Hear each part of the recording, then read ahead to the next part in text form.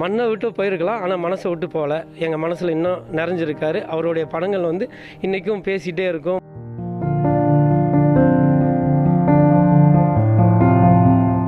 எல்லாத்தையும் நடித்தார், நல்லா பொழைச்சார். ஒத்த மகன் இருந்து அந்த ஒத்த மகனு போயிடுச்சு. இப்போ அந்த ஒத்த மகனும் இல்லை. இப்போ அதை நினைச்சதே அவருக்கு உயிர் போயிடுச்சு.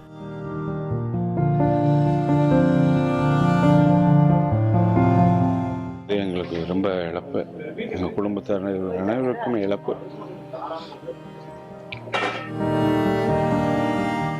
நல்ல மனிதர், நல்ல இதுன்னாரு. இறந்தது ஒரு இழப்பு தான்.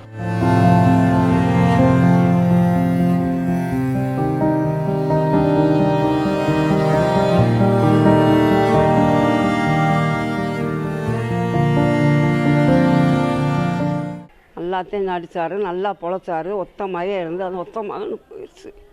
இப்போ அந்த ஒத்த மகனும் இல்லை. இப்போ அதை நினைச்சதே அவருக்கு உயிர் போயிடுச்சு. பிரிஞ்சதே காலம் காம்பிடுச்சு அவருக்கு. அந்த மகன் நினச்சி அவருக்கு வயசாகிடுச்சு.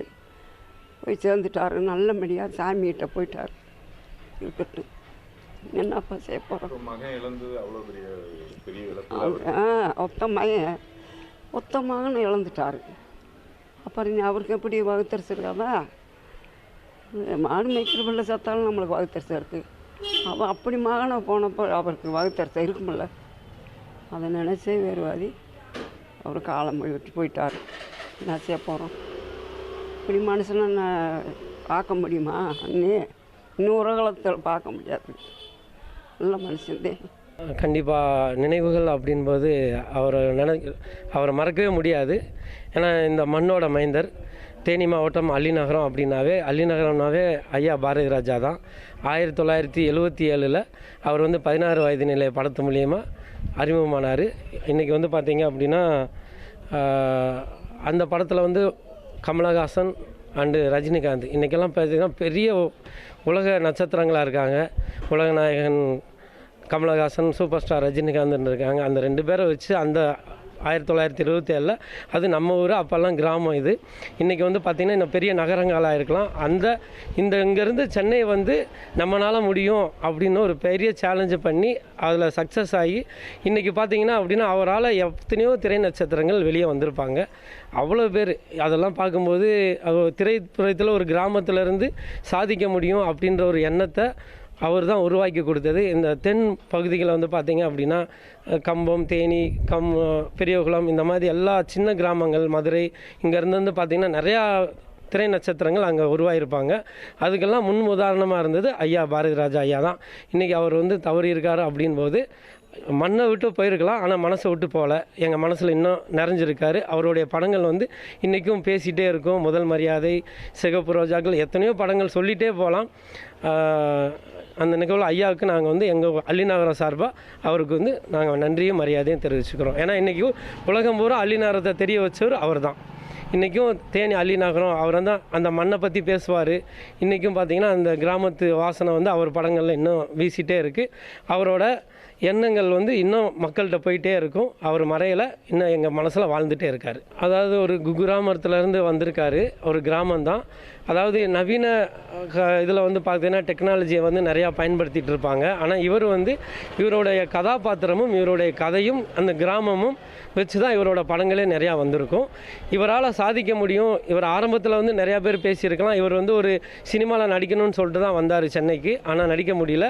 ஆனால் திரைப்படம் இயக்க ஆரம்பிச்சிட்டாரு. அதாவது நம்மளால் முடியும்னா சாதிக்கலாம் அப்படின்றது இவர் ஒரு உதாரணம் நமக்கு. ஏன்னா எவ்வளோ பெரிய இப்போ பணம் இருக்கிறவங்க, பணம் இல்லாதவங்கெல்லாம் நிறையா பேர் துறையில் இருந்திருப்பாங்க.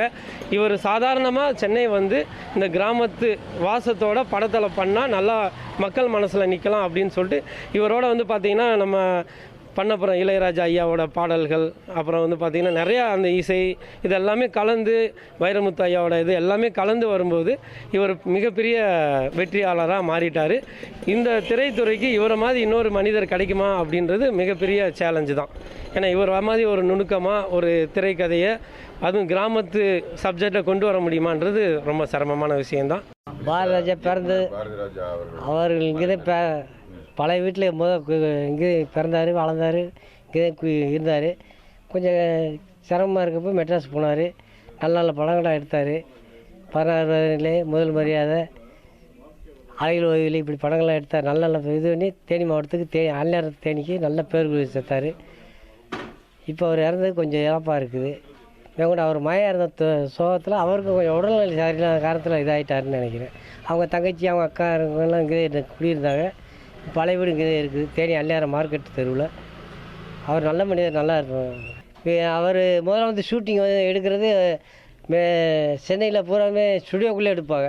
அவர் வெளியே போனதுக்கப்புறந்தே பூரா கிராமங்களில் வந்து எடுத்து அதிகமாக இதுனால இப்போ நிறைய டைரக்டர் வந்து ரொம்ப வெளியிலே வந்து எடுக்க ஆரம்பிச்சிட்டாங்க. அவர் போனதுக்கப்புறம் சினி ஃபீல்டுக்கு போனதுக்கப்புறம் பூராமே ஸ்டுடியோ விட்டு போட்டு பூராமே வெளியில் வந்து எடுக்க ஆரம்பிச்சிட்டாங்க. ஆனால் நிறையா டைரக்டர்கள் பூரா உருவாக்கியிருக்காரு. டைரக்டர்ஸு இப்போ தயாரிப்பாளர்கள் மேற்கொண்டு நடிகர்கள் நடிகை இவங்கெல்லாம் நிறையா உருவாக்கியிருக்காரு. கமலஹாசன் பாக்கியராஜ் அவர் கூட இருந்தார். இளையராஜா அவர் கூட தான் போனார். அதனால் நல்ல மனிதர், நல்லா இதுன்னார். இறந்தது ஒரு இழப்பு தான். அவரோட நினைவுகள் நான் நேஷனல் மலேரியா டிபார்ட்மெண்ட்டில் வேலை பார்த்தார். வீட்டுக்கு போய் அந்த வேலை எழுதுவார், மார்க் பண்ணுவார்.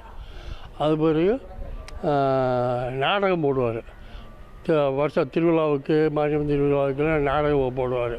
நாடக ஆளுகளை ஏற்பாடு பண்ணி டி ராஜேந்திர சம்சார் உஷா இவங்கெல்லாம் அவங்களோட நடித்தவங்க தான். அவர் தான் இப்போ கல்யாணம் முடித்து அவர் வீடு கட்டினது. டி ராஜேந்திரன் அவர் இந்த சிம்பு சிலம்பரசன் மலேரியா டிபார்ட்மெண்ட் வேலை பார்த்தவர். இங்கே வந்து அவர் சம்சாராஜ் சந்தலீலா எங்களோட படித்தவங்க. சந்தலீலா புஷ்பலீலா அவங்க அக்கா. நீங்கள் ஆசிரியரா? இல்லை படித்தவங்க. எஸ்எல்சி படித்து 1965 எஸ்எல்சி படித்து காட்டன் மெர்ச்சன்ட்டில் பார்த்தேன், பருத்தி வியாபாரம். அவங்க வீடு இது எங்கள் வீடு இந்த வீடு இல்லை. குழந்தை பருவத்திலிருந்து அவரோட குழந்தை பருவத்தில் அதாங்க அவர் நேஷனல் வீட்டுக்கு போய் மார்க் பண்ணுவார். NMAPயில் மலேரியா டிபார்ட்மெண்ட்டில். அது தெரியும். அப்போ நான் சின்ன பிள்ளை. அது அவர் நாடகம் போடுறதெல்லாம் அங்கே போய் பார்த்துருக்கேன். பெரிய எங்களுக்கு ஒரு பெருமையாக இருக்குது. எங்கள் அல்லாத்துக்கு ஒரு பெருமை. அல்லாத்துக்கு ஒரு டைரக்டர் நாங்கள் எங்கேயும் ஆட்டோவிலேருந்து எங்கள் வந்தவொடனே பாரதிராஜ் ஏதாவது ஒரு வீடு அட்ரஸ் கேட்பாங்க. பாரதிராஜ் வீட்டு முன்னாடி அப்படிம்போ. இந்த வீடு தான் எங்கள் வீடு, எதிர்த்த வீடு. மறைந்தது எங்களுக்கு ரொம்ப இழப்பு. எங்கள் குடும்பத்தார் அனைவருக்கும் இழப்பு. அதுக்கு நியாயத்தில் தான் கிளம்பிகிட்ருக்கேன். எங்கள் குடும்பத்தில் அவர் ஒரு நல்ல பிரியமாக இருப்பார். எங்கள் குடும்பத்தார் அனைவருக்குமே அந்த பெரிய இழப்பு இருக்கனால எல்லாமே உறவினர் எல்லாமே கிளம்புறதுக்கு ஆயத்தமாகிட்ருக்கோம். அதனால் அவருடைய ஆத்மா சாந்தி அடையணும்னு நான் வேண்டிக்கிறேன்.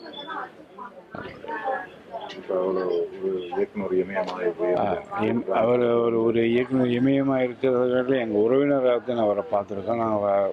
நாங்கள் ரசிகர்களாக இருந்து வேணுமோ நாங்கள் இருந்து பார்த்துருக்கோம் அப்படியே. மற்றபடி எங்கள் வீட்டுக்கு வந்து உறவு முறையில் தான் வருவார், போவார், பேசுவார், சாப்பிடுவார், இது பண்ணுவார். இரவு நேரங்களில் தங்கினார் நம்ம வீட்டில் தான் சாப்பாடு, ரசம், துவையல், சாப்பாடு. இப்போ சமீபத்தில் அவர் ஒரு 4-5 வருடங்களாக தான் அவர் வந்து நடமாட்டங்களெல்லாம் குறைஞ்சிருச்சு. உடல்நிலை சரியில்லை, ட்ராவல் பண்ண முடியாத சூழ்நிலை. நேற்றுக்கு எல்லாம் நல்லா இருக்காங்கன்னு சொன்னோம்னா திடீர்னு ஒரு அதிகாலை நியூஸ்ன்னு சொன்னதுனால என்ன பண்ணிக்கிறதுன்னு தெரியல. அப்போ தான் துணை வேறு மதினி வேறு காலையில் தான் கிளம்பி போயிடுறாங்க. நேரம் போய் ரீச் ஆகிருப்பாங்க. அவர் உறவினரோட எல்லாமே ஜாலியாக இருப்பார். இப்போ சமீபத்தில் தான் அவருடைய படப்பிடிப்பு இல்லாதனால தான் அவர் பர்சனல் வேலைகள் அவருக்கு உடல்நிலை வந்துருச்சுனால அங்கே அவர் ஷூட்டிங் போகிறதுனால அவர். மற்றபடி இங்கே வந்து போக்குவரத்து எல்லாமே நிறையா கொஞ்சம் குறைஞ்சிருச்சு. நடமாட்டம் குறைஞ்சதுனால எல்லாமே குறைஞ்சிருச்சு. அவரை போய் பார்க்கும்போது செய்யும்போது எங்களுக்கும் கொஞ்சம் டைம் இல்லாமல் எப்படி இருக்காரோ என்ன செய்கிறாரு தெரியாது. அதனால் மற்ற வேலையெல்லாம் பார்த்துட்டு போகும்போது ஒரு நாள் போய் பார்த்துட்டு வருவோம். வீட்டில் போய் சாப்பிட்டோம், அவ்வளோதான். மற்றபடி அவர் உடல்நிலை கண்டிஷன்ஸ் தகுந்த மாதிரி தூங்குறாருன்னு விட்டுருவோம். பார்க்கும்போது எந்திரிக்கும் போது பார்த்துட்டு அப்படியே கரெக்டாக வந்துடுவோம். மற்றபடி அவரை வந்து சர்வசாதாரணமாக உட்காந்து பழைய மாதிரி உட்காந்து பேசிக்கிறது அவர் சூழல் இல்லை. அவர் நிலைமை வேறு நினைவலைகள்லாம் கொஞ்சம் மாறிடுச்சு. அப்போ இப்போ யாரையுமே பார்த்தாருன்னா கொஞ்சம் உன்னிப்பாக கவனித்து தான் பார்க்குறாரு. மறந்துடுறாரு சில நேரங்களில். இப்போ கொஞ்சம் பரவாயில்லன்ற மாதிரி இருந்தது. இன்றைக்கி தவறு ஒரு மாதிரியாக இருந்ததுனால ஜீர்ணிச்சிக்க முடியாமல் இருக்கும். என்ன மாதிரி உறவு அவருக்கு? ஏன்னா என்னோடய சித்தி பையன் எங்கள் அம்மாவும் அவன் அம்மாவும் கொடுப்பாங்க. அவங்க அம்மா எல்லாத்துக்கும் மூத்தவங்க, எங்கள் அம்மா எல்லாத்தையும் கடைசி. திரையுலகம் மட்டுமின்றி தமிழகமே சரி, அது நான் சொல்லக்கூடாது. ஏன்னா எல்லா தமிழக மக்களும் ரொம்ப வருத்தத்தில் இருப்பாங்க, ரசிகர்கள் வருத்தத்தில் இருப்பாங்க, எல்லாமே தான் இருப்பாங்க. உறவினர்களும் சில பேர் எடுத்தேறி போக முடியாத சூழலாக இருப்பாங்க. அதனால தான் அந்த தேனிக்குள்ளே வந்துட்டாங்க பெட்டர்னு நினைக்கிறோம். ஆனால் நம்ம அப்படி சொல்ல முடியாது. இருந்தாலும் முக்கியமான ஒரு உறவில் இருக்கவங்க போய் கலந்துக்கிட்டா தான் அது நல்லாயிருக்கும். அதுக்காண்டி நான் தயாராகிட்டு இருக்கிறேன்.